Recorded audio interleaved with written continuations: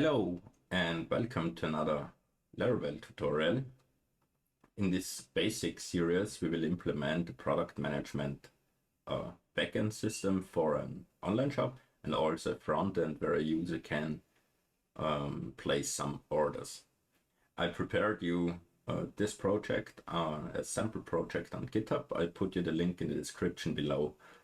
You can check out the whole project or only the changes we make in this video. If you like to see only the changes of this video, you can check out the branch Laravel Basics Routes. Okay, let's get started with the basics of the routes.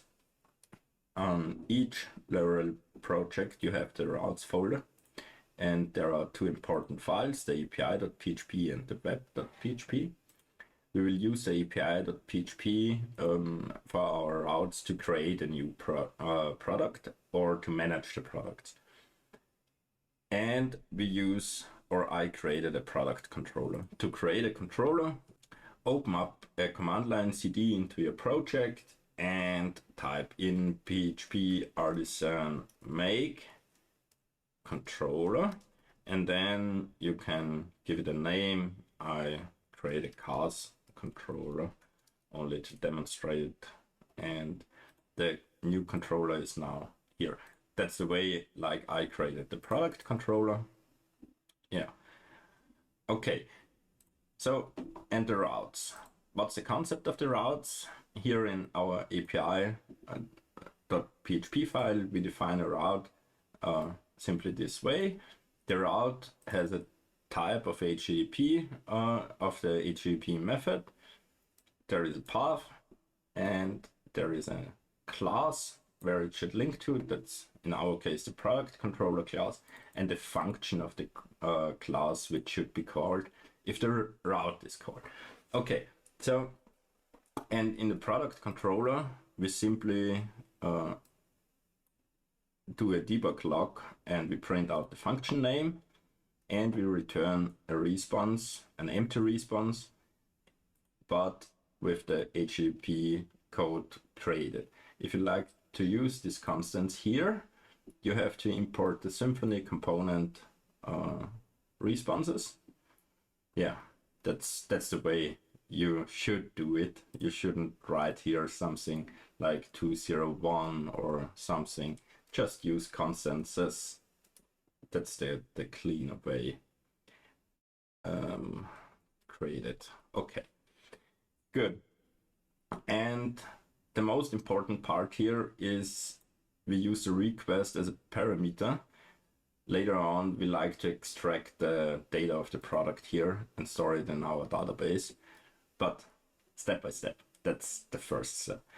So okay, on the routes there are some other things we like to use, like here the ID as a parameter on the patch, because if we like to update a product we have to know which product should be updated, and we use the ID of the product here as a parameter on the path.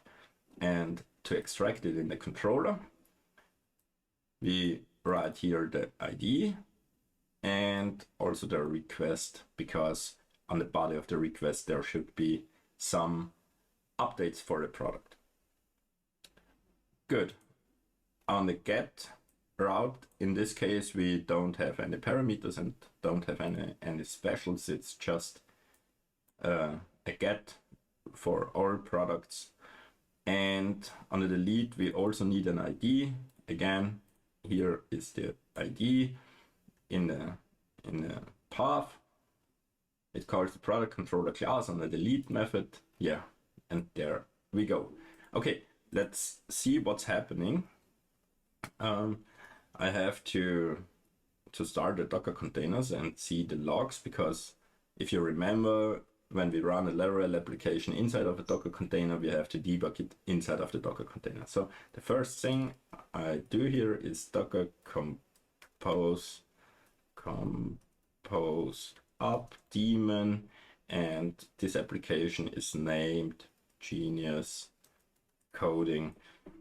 If you don't know how the application is named, or if you don't know which Docker application you like to start, just take a look in your Docker Compose file, and there are the services and the names of the services. In our case, the Genius coding depends on the MySQL database, and the MySQL database is the one service here.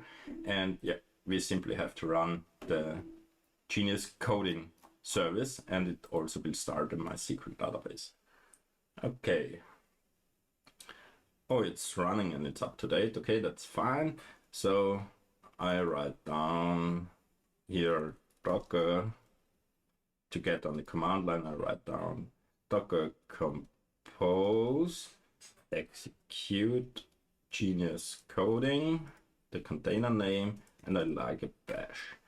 Okay, so now I'm connected to the Docker container, and now I could run a tail command to see the logs.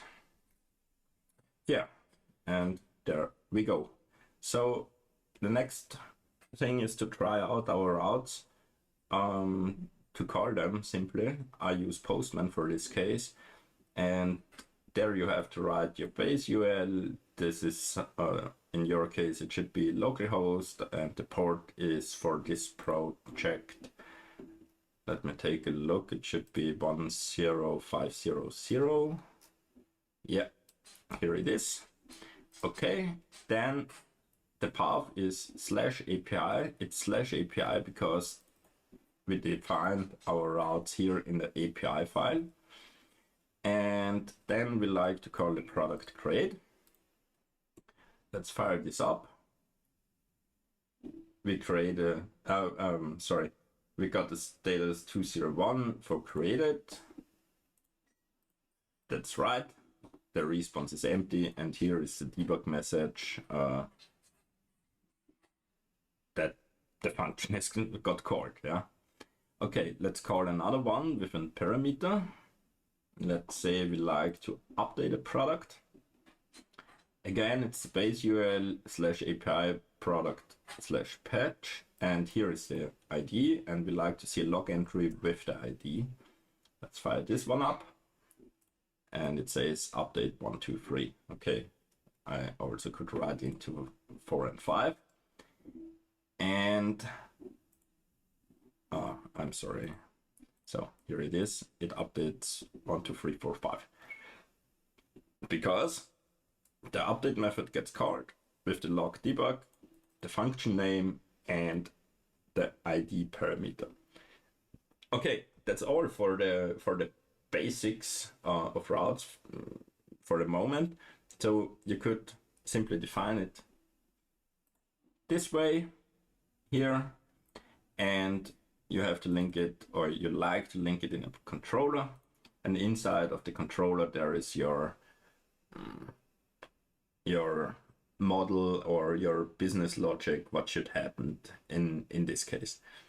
Okay, thanks for watching. If you like this video, like and subscribe to this channel. It helps me a lot. Thanks. If you have any questions, just post a comment and I will answer as soon as possible. Okay, see you next time. Bye.